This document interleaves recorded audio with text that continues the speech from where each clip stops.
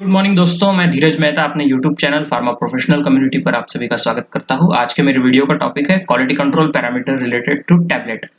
आज दोस्तों मैं आपको एक्सेल की मदद से एवरेज वेट ऑफ टैबलेट, बीसो टैबलेट का टोटल कितना निकाल सकते हैं, स्टैंडर्ड डेविएशन किस तरह से कैलकुलेट करेंगे और रिलेटिव स्टैंडर्ड डेविएशन किस तरह से कैलकुलेट करेंगे। ये चारों पैरामीटर हमारे in process quality control parameter के दरमियान चेक किए जाते हैं ड्यूरिंग सैम्पलिंग और ड्यूरिंग इन प्रोसेस। सो ये चीजें आना बहुत जरूरी है और इनका कैलकुलेशन जब अगर हम मैन्युअली या कैलकुलेटर की मदद से करें तो बहुत समय जाता है। तो हम इसको एक्सेल पर इसकी सारी वैल्यू पुटअप्स करके कितनी तेजी से इसका कैलकुलेशन कर सकते हैं, ये चीज आज मैं आपको सिखाऊंगा। तो आप मेरे स्क्रीन बोर्ड पर देख सकते हैं, सबसे पहला मेरा पैरामीटर है average weight of tablet. Then after total 200 tablet का टोटल हम कैसे निकालेंगे एक्सेल की मदद से। उसके बाद स्टैंडर्ड डेविएशन किस तरह से कैलकुलेट करेंगे, कभी 200 टैबलेट की रेंज हमारे सामने आ जाए। स्टैंडर्ड डेविएशन किसी भी बैच का पता करना बहुत जरूरी होता है हमारे लिए और हम वो स्टैंडर्ड डेविएशन आगे हमारी रिपोर्ट्स में फाइल अप करते हैं। अगर वो standard deviation with in acceptable limit में है तो बहुत अच्छी बात है, अदरवाइज अगर वो एक्सेप्टेबल लिमिट के ऊपर जा रहा है तो ये हमारी बैच पैरामीटर को वेरिएट कर सकता है। तो ये बहुत जरूरी है कि हमें हर बार हमारी हर 200 टैबलेट की रेंज का स्टैंडर्ड डेविएशन पता होना चाहिए। साथ ही साथ हमें परसेंट RSD मतलब परसेंट रिलेटिव स्टैंडर्ड डेविएशन ये भी पता होना चाहिए। और इनको आज पता करने के आज मैं बहुत सिंपल तरीके आपको बताऊंगा जिससे आपका ये एक स्किल भी डेवलप हो जाए कि आपको स्टैंडर्ड डेविएशन और रिलेटिव स्टैंडर्ड डेविएशन किस तरह से फाइल अप करना है और किसी बैच के लिए स्टैंडर्ड डेविएशन और रिलेटिव स्टैंडर्ड डेविएशन कितना मायने रखता है, इस बात को भी जानना बहुत जरूरी है जिससे आपका एक्सपेरिमेंट काफी एक्यूरेट हो। तो चलिए मैं बिना समय गवाए अपने प्रैक्टिकल शीट की तरफ आपको लेकर जाता हूं। मैं आपको प्रैक्टिकली बताऊंगा कि average weight of tablet, total, standard deviation और परसेंट रिलेटिव स्टैंडर्ड डेविएशन किस तरह से निकाला जाता है। तो चलिए दोस्तों, यहाँ पर आप जैसे मेरे स्क्रीन पर देख सकते हैं, यहाँ पर मैंने सीरियल नंबर, यहाँ पर मैं आपको स्क्रीन को बड़ा करके बताता हूँ दोस्तों। यहाँ पर आप देख सकते हैं सीरियल नंबर, उसके बाद वेट इन mg,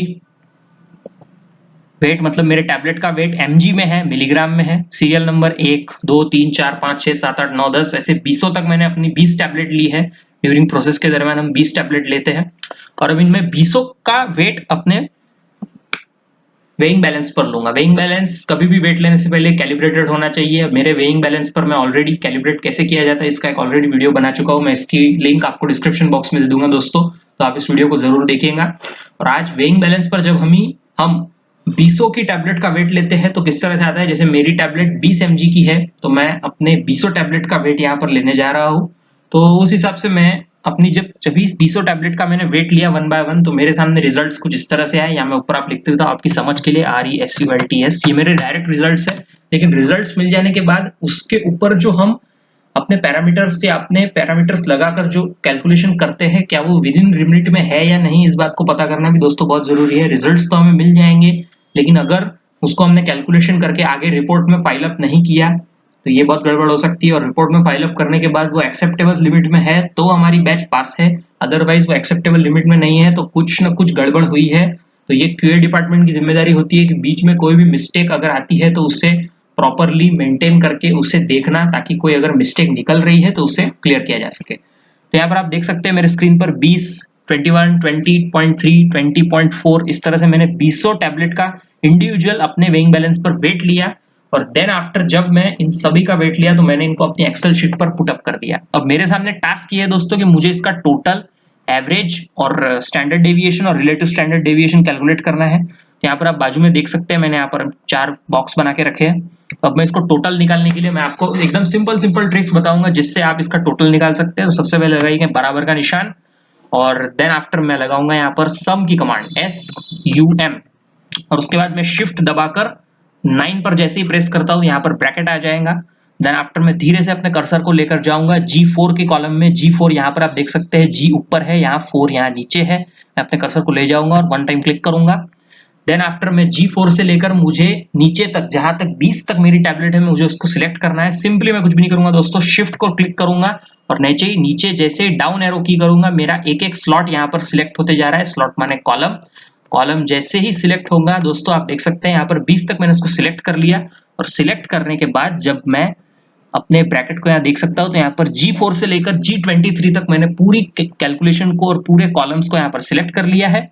G4 यहाँ पर आप देख सकते हैं, G ये ऊपर का रो और ये 4 माने कॉलम और G23 तक मैंने अपने पूरे कॉलम को सिलेक्ट कर लिया। अब मुझे ब्रैकेट क्लोज करना पड़ेगा दोस्तों। कभी भी आप जब भी सम की कमांड लगाते हैं, सम मतलब इन सभी का सम होगा और उसके ऊपर से मैं उसका एवरेज निकालूंगा। तो सबसे पहले मैं आपको टोटल कैसे निकाला जाता है मैं उसके बारे में समझाऊंगा दोस्तों। टोटल निकालने के लिए सिंपली लगाऊंगा सबसे पहले बराबर का निशान, सम और फिर ब्रैकेट, और फिर मैंने यहाँ पर जिस कॉलम में आपको अपनी वैल्यू दिख रही है वहां से आपको अपने कर्सर ले जाना है, वन टाइम क्लिक करना है, फिर शिफ्ट क्लिक करते हुए डाउन एरो की जितनी भी बार तक वैल्यू है उतनी बार उसको नीचे ले जाना है, और फिर से ब्रैकेट क्लोज करते समय फिर से एक बार शिफ्ट दबाऊंगा और 0 जैसे ही मैं दबा दूंगा वहां पर ब्रैकेट उसके अलॉन्ग विथ है तो मेरा ब्रैकेट क्लोज हो जाएगा। और जैसे ही मैं यहाँ पर एंटर करता हूँ तो आप यहाँ पर देख सकते हैं दोस्तों 411.776 इस तरह से मेरा टोटल आया। मतलब ये 200 टैबलेट का जो वेट है उनका सबका टोटल यहाँ पर आप देख सकते हैं 411.776। अब मुझे इसका एवरेज निकालना है तो मैं दूसरे पैरामीटर की तरफ आपको ले जाता हूँ। सबसे पहले मैं लगाऊंगा बराबर का निशान और मैं टोटल जो मुझे मिली है उसको मैं डिवाइड कर दूंगा 20 से, क्योंकि दोस्तों मैंने 20 टैबलेट्स यहाँ पर पैरामीटर के लिए सिलेक्ट की थी तो उन 20 टैबलेट का मुझे एवरेज निकालने के लिए उसको डिवाइडेड बाय 20 करना होगा। ये सिंपल ट्रिक है, हम जानते हैं सभी दोस्तों। मैं सिंपली उसको एक्सेल पे कैसे करके बताता हूँ।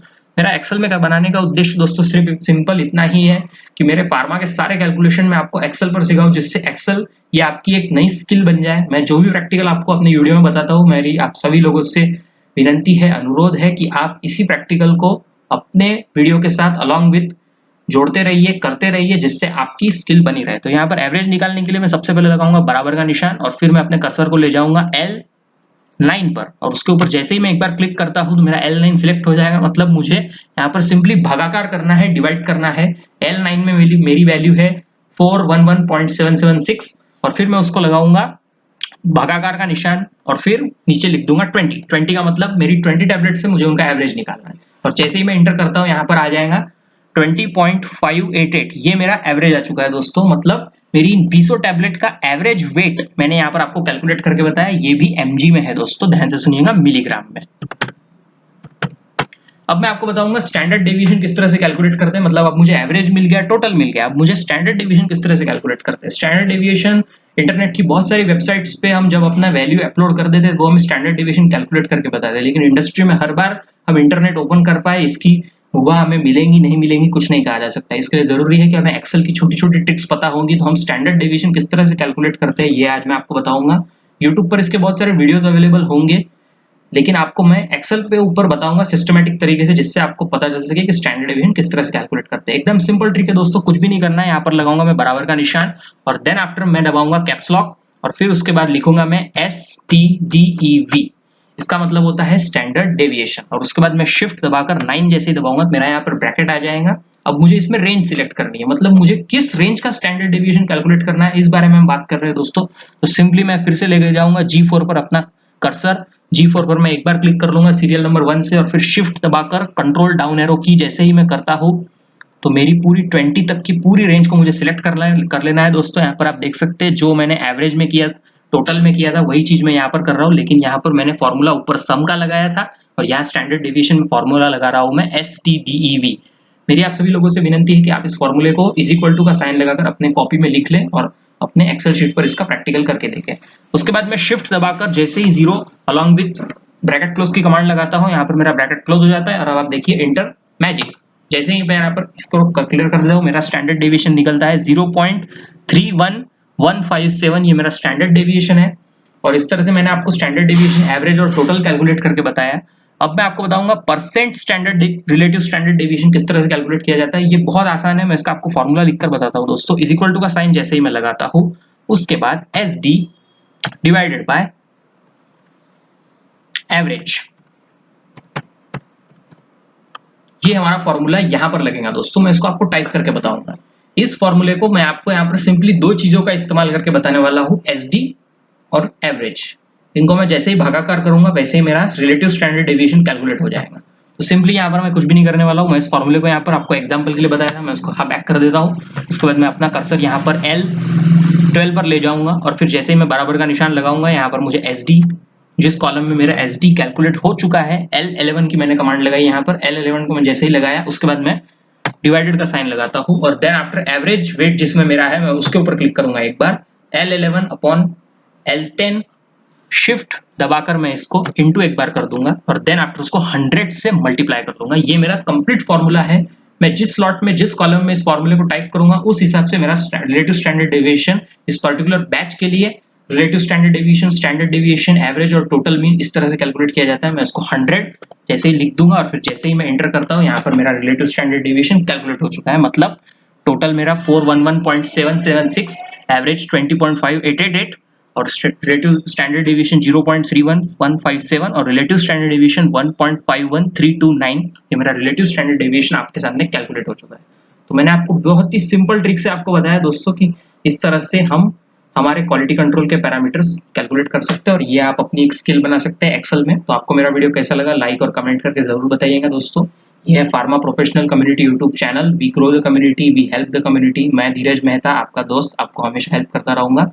मेरे नेक्स्ट वीडियो में मैं आपको डिस्क्रिप्टिव स्टैटिस्टिक किस तरह से कैलकुलेट किया जाएगा इसी टैबलेट के ऊपर इसका एक डेमो करके बताऊंगा कैलिब्रेशन के मेरे पैरामीटर के रिजल्ट्स पर। तो मेरा वीडियो देखना ना भूले और thank you very much. Have a great day.